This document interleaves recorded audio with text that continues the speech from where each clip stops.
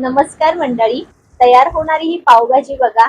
मस्त बटर घालून छान अशी दाटसर एक संध तयार झालेली आहे. रंग देखील सुरेख आलेला आहे आणि या पद्धतीने कराल तर चवीला भन्नाट अशी ही पावभाजी तयार होईल. तर बऱ्याच दिवसानंतर आज मी पावभाजी केली आणि म्हटलं तुमच्या सोबत सुद्धा ही पावभाजीची रेसिपी शेअर करावी. तर त्यासाठी सर्वात अगोदर काय करायचं, गॅसवर कुकर गरम करून त्यामध्ये तेल आणि बटर घालायचं. तर 2 चमचे तेल आणि 1 चमचा बटर घातलं. यामध्ये आता स्वच्छ धुवून साल काढून बारीक फोडी केलेले 2 मध्यम आकाराचे बटाटे घातले. त्यानंतर 1 मध्यम आकाराची वाटी स्वच्छ केलेला फ्लावर, 1 मध्यम आकाराचा गाजर आणि 1 छोटीशी ढोबळी मिरची म्हणजे शिमला मिरची, ती देखील बारीक चिरून घातली. त्यानंतर इथे माझ्याकडे फ्रोझन मटार आहे, तर तो मी अर्धा वाटी घातला. फ्रेश वाटाणा असेल तर तो देखील इतकाच घालायचा. तर ह्या पावभाजीला अधिक छान रंग यावा याकरिता तुम्ही बीट सुद्धा यामध्ये थोडंसं किसून घालू शकता किंवा बारीक चिरून घाला. आता माझ्याकडे नव्हतं म्हणून ते मी स्किप केलं, परंतु बीट असेल तर ते नक्की घाला, त्याने पावभाजीला रंग अधिक छान येतो.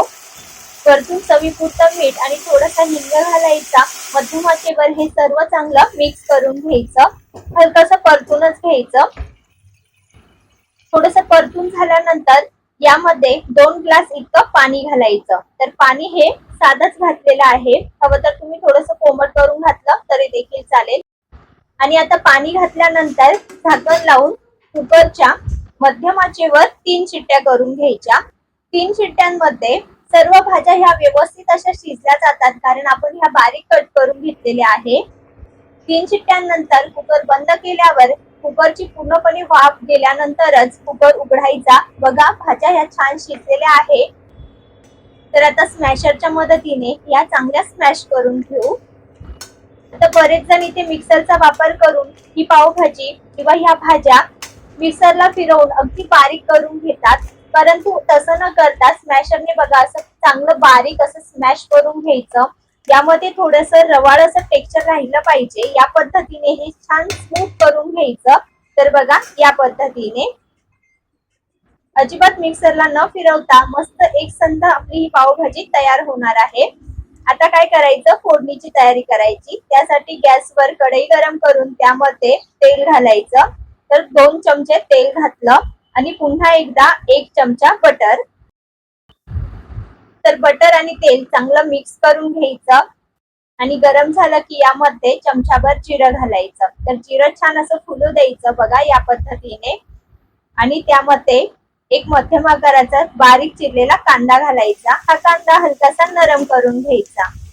तर आता गॅसची फ्लेम ही मध्यमच ठेवायची, जेणेकरून कांदा हा करपणार नाही. आणि यामध्ये 1 मध्यम आकाराचा टोमॅटो बारीक चिरून घ्यायचा, तो देखील कांद्यासोबत चांगला असा नरम करून घ्यायचा, छान परतून घ्यायचा.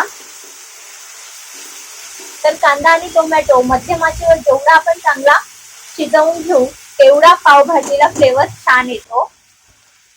आता कांदा टोमॅटो चांगला शिजवून झालेला आहे, पण अजिबात करपलेला नाही बघा. तर ह्या स्टेजला यामध्ये 1 चमचा अद्रक लसणाची फ्रेश अशी पेस्ट घालायची आणि ती देखील यामध्ये चांगली मिक्स करून घ्यायची. तर असं बाजूने तेल सुटेपर्यंत हे मी चांगलं सतत ढवळत बघा असं शिजवून घेतलं. कांदा टोमॅटो चांगला स्मॅश झालेला आहे, एकजीव झालेला आहे. तर आता यामध्ये काही सुके म्हणजे बेसिक असे मसाले घालायचे. त्यामध्ये थोडासा हिंग, पाव चमचा हळद पावडर, 1 चमचा लाल तिखट आणि यामध्ये सुहानाचा पावभाजी मसाला यामध्ये ऍड करणार आहे. तर हे 10 रुपयाचं पॅकेट आहे, यातील मी अर्धा मसाला यामध्ये घालणार आहे. साधारणपणे 1 मोठा चमचा इतका मसाला यामध्ये घातला, चांगलं मिक्स करून घेतलं. तर आता तेल सुटेपर्यंत छान हे परतून घ्यायचं बघा, या पद्धतीने. असं साईडने तेल सुटायला लागलं की लगेच यामध्ये स्मॅश केलेली भाजी घालायची. तर संपूर्ण भाजी यामध्ये ऍड करते आणि चांगलं सुरुवातीला मिक्स करून घेते, जेणेकरून आपल्याला पाण्याचा अंदाज देखील येतो. आता इथे भरपूर भाजी घट्ट वाटत आहे, दाटसर वाटत आहे, याकरिता यामध्ये वरतून मी पाणी घातलं. आवश्यकतेनुसार यामध्ये आपण पाणी ऍड करायचं आणि वरतून भरपूर अशी बारीक चिरलेली कोथिंबीर आणि पुन्हा एकदा 1 चमचा बटर. अशी बटरने मस्त फ्लेवरफुल आपली ही पावभाजी तयार होणार आहे. जितकं आपण बटर यामध्ये ऍड करू की चविष्ट अशी ही भाजी तयार होते. आणि त्यासोबतच यामध्ये मी थोडंसं मीठ देखील घातलेलं होतं. तर मिठाचा अंदाज घेऊन यामध्ये मीठ घालायचं, कारण आपण भाज्या शिजवताना मीठ देखील ऍड केलेलं होतं. तर यावर मी झाकण ठेवून मध्यम आचेवर छान खळखळून अशी ही उकळ काढून घेतली. उकळल्यानंतर पुन्हा भाजी ही चांगली खालून वरपर्यंत एकजीव अशी करून घ्यायची, कारण भाजी ही तळाला जाऊन बसते बघा. चांगलं मिक्स करून घ्यायचं. बघा तर काय मस्त टेक्स्चर आलेलं आहे. मस्त आपली चविष्ट ही इथे भाजी तयार झालेली आहे. तर आपण गरमागरम पाव सुद्धा तयार करून घेऊ. तर या ठिकाणी मी मसाला पाव तयार करते. तर एका पॅन मध्ये किंवा तव्यावर थोडंसं बटर घालायचं, थोडासा बारीक चिरलेला कांदा, बारीक चिरलेली कोथिंबीर, थोडंसं लाल तिखट, थोडासा पावभाजी मसाला आणि आता 2 पाव घेतले. ते मधोमध असे काप करून घ्यायचे त्याचे आणि काप केल्यानंतर या मसाल्यामध्ये छान असे घोळवून घ्यायचे. दोन्ही साईडने खालून वरून मस्त असे खरपूस भाजून घ्यायचे. बघा तर पावभाजीसाठी लागणारे जे मसाला पाव आहेत ते परफेक्ट असे झटपट तयार झालेले आहे. मस्त हे गरमागरम पाव तयार झालेल्या फ्लेवरफुल अशा भाजी सोबत सर्व करायचे. अप्रतिम आणि चविष्ट असे लागतात. तर पाव बघा छान अशी भाजून झाले. तर ह्या भाजी सोबत मस्त सर्व करूया.